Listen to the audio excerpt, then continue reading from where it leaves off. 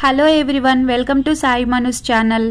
బయట బండి మీద అమ్మే పోహా ఇంట్లో ఎలా తయారు చేసుకోవాలి అనేది సింపుల్ గా చూపిస్తానండి. ఈ విధంగా అటుకులైతే తీసుకొచ్చుకోవాలండి, మనకు మార్కెట్ లో అవైలబుల్ గా ఉంటాయి. నేను ఈ కప్పుతో 2 కప్పులు తీసుకుంటున్నానండి, మా ఫ్యామిలీకి సరిపోయేంతగా. ఇప్పుడు అటుకులలో వాటర్ పోసేసుకోవాలి. వీడియోలో చూస్తున్న విధంగా ఒకసారి ఈ విధంగా తడిపేయాలండి. తడిపిన తర్వాత వెంటనే వాటర్ అనేది తీసేసేయాలి, అటుకుల నుండి సపరేట్ చేయాలండి. వాటర్ తీసేసిన తర్వాత ఈ విధంగా పొల్లులు ఉండాలి. వెంటనే వాటర్ పోసి వెంటనే తీసేసుకోవాలండి. ఈ రెసిపీని అటుకుల ఉప్మా అని కూడా అంటారండి. పోహా, అటుకుల ఉప్మా ఈ విధంగా పిలుస్తారు. ఇప్పుడు స్టవ్ ఆన్ చేసుకోవాలండి. స్టవ్ ఆన్ చేసుకున్న తర్వాత ఒక ఐరన్ కడాయి పెట్టేసుకోవాలండి. కడాయి హీట్ ఎక్కిన తర్వాత కొంచెం ఆయిల్ పోసుకోవాలండి. సరిపడా ఆయిల్ అనేది తీసుకోవాలి. ఇక్కడ మనమైతే చూస్తున్నారు కదా వీడియోలో.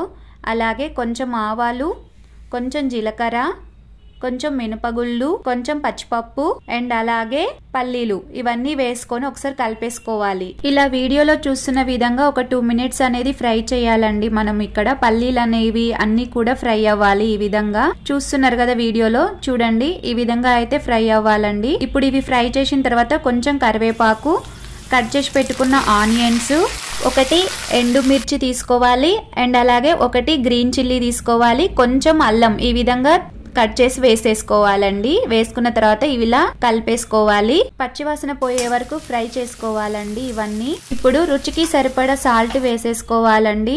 పసుపు కూడా ఇక్కడే వేసేసుకోవాలండి. ఇప్పుడు ఇవన్నీ వేసేసిన తర్వాత ఒకసారి కలిపేసుకోవాలండి.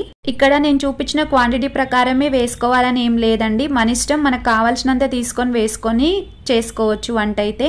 ఇలా మొత్తం ఫ్రై చేసుకోవాలండి. ఈ విధంగా ఆనియన్స్, పచ్చిమిర్చి అన్ని ఫ్రై అవ్వాలి ఇక్కడైతే. ఇప్పుడు ఈ విధంగా ఫ్రై అయిన తర్వాత మనం అటుకులు ఉన్నాయి కదా, ఆ అటుకుల్ని ఇందులో వేసేసుకోవాలండి. చూస్తున్నారు కదా వీడియోలో, ఆ విధంగా పొల్లులుగా ఉండాలి అటుకులు అనేవి. సో ఇప్పుడు వేసేసుకోవాలండి. వేసేసుకున్న తర్వాత మొత్తం కలిపేసుకోవాలి. మనము సాల్ట్ ఇందాకే వేసేసామండి. నేనైతే యాక్చువల్గా సరిపోని వేసేసాను, నాకు తెలుసు కాబట్టి. ఒకవేళ మనకు తక్కువ ఉందా ఎక్కువ ఉందా అనేది కావాలనుకున్నప్పుడు ఇక్కడే అడ్జస్ట్ చేసుకొని వేసుకోవాలి. వేసేసుకున్న తర్వాత ఈ విధంగా అయితే ప్రాపర్గా కలుపుకోవాలండి. ఒకవేళ మీకు ఇలా కూడా తెలియట్లేదు అంటే ఈ విధంగా మొత్తం కలిపేసిన తర్వాత కొంచెం తిని చూస్తే సరిపోతుంది. మనకు ఉప్పు ఎక్కువ ఉందా తక్కువ ఉందా అనేది తెలుస్తుంది. దాన్ని బట్టి కూడా మనం వేసుకోవచ్చు అనమాట. ఎలాగైనా వేసుకోవచ్చు అండి, మన ఇష్టం. మనకైతే ఫైనల్ అవుట్పుట్ ఏంటి, టేస్టీగా రావడం కావాలి కాబట్టి ఆ విధంగా వస్తే సరిపోతుంది. సో ఈ విధంగా మొత్తం ప్రాపర్ గా కలిపేసిన తర్వాత అంతా అయిపోయిన తర్వాత మనం లెమన్ తీసుకొని పిండాలండి. ఇక్కడ లెమన్ ఒక 1/2 ముక్క తీసుకొని ఈ విధంగా వీడియోలో చూస్తున్న విధంగా పిండుకోవాలి. పిండిన తర్వాత ఒకసారి ప్రాపర్ గా కలిపేసుకోవాలండి. కొంచెం పల్లీలు ఎక్కువగా వేసుకోవాలి అనుకున్న వాళ్ళు ఎక్కువగా వేసుకోండి, లేదు అంటే మామూలుగా వేసుకున్నా సరిపోతుందండి. ఇంకా మీకు ఎలాంటి రెసిపీస్ కావాలి అనేది నా కామెంట్ సెక్షన్ లో చెప్పండి, నేను చేసే ప్రయత్నం చేస్తాను. నా వీడియో కనుక మీకు నచ్చినట్లయితే లైక్ చేయండి, షేర్ చేయండి, సబ్స్క్రైబ్ చేయండి.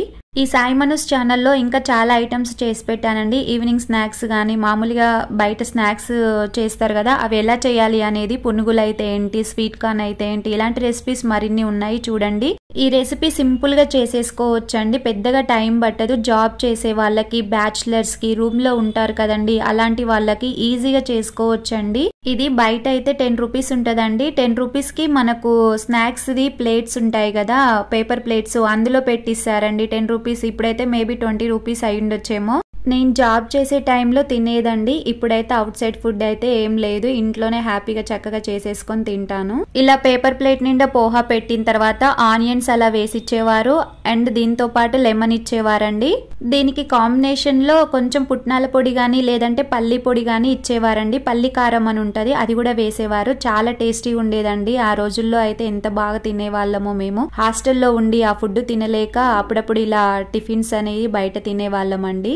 ఒక 4 ఇయర్స్ బ్యాక్ అనుకుంటా అండి, 4-5 ఇయర్స్ బ్యాక్ ఈ విధంగా అయితే హాస్టల్లో ఉండి ఫ్రెండ్స్ అందరం అలా చక్కగా బయటికి వెళ్ళి తినేవాళ్ళం అండి. ఇప్పుడైతే టేస్ట్ చూసి చెప్తాను ఎలా ఉంది అనేది. టేస్ట్ అయితే చాలా బాగా వచ్చిందండి. ఉప్పు అవన్నీ పర్ఫెక్ట్ గా సరిపోయాయి. ప్రొసీజర్ చూసారు కదా, సో మీరు కూడా ఈ విధంగా చేసుకోండి ఇంట్లోనే. సింపుల్ గా చిటికెలో అయిపోతుందండి, పెద్దగా టైం అయితే పట్టదు. అటుకులు ఉంటే చాలండి, ఈజీగా చేసుకొని తినొచ్చు మనమైతే. నా ఛానల్ని ఫస్ట్ టైం విజిట్ చేసిన వాళ్ళు సబ్స్క్రైబ్ చేసుకోండి, ఆల్ బటన్ నొక్కండి. నేను పెట్టే వీడియోస్ ప్రతి ఒక్కటి కూడా నోటిఫికేషన్స్ అనేవి వస్తాయి. Thank you so much for seeing this video. Thank you అండి. Thank you so much for everyone. Will meet on next video. Bye bye.